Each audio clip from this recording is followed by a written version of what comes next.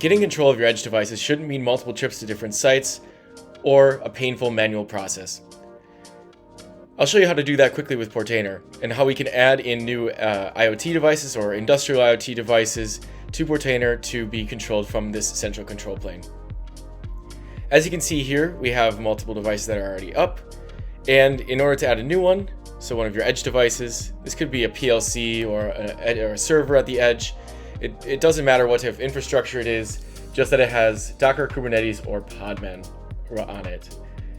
Now to onboard these devices, we can go to Auto Onboarding, and we can select between Edge Agent, the standard Edge Agent, or the Async Edge Agent.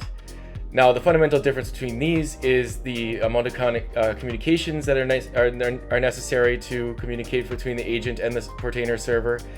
This allows you to have a bidirectional tunnel to the agent, and this allows you just to ping from the agent to the server to get new deployments.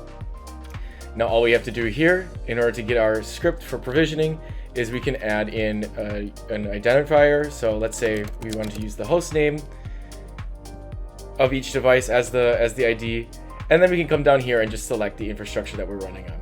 So Kubernetes, Docker Swarm, Docker Standalone, or Podman. And you can see here that we're presented with this script, and this can be reused in a provisioning pipeline for your devices. And once it is run, it'll install Portainer on the Portainer Edge Agent on the edge device. From there, we can simply go to the waiting room. We see we have these devices that are waiting here, and I can just add them to the Portainer server.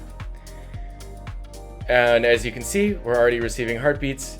And let's say we go into one of them and we have full control of the edge device. So that's a quick overview of how you can onboard an edge device to Portainer and manage it quickly from the central Portainer server.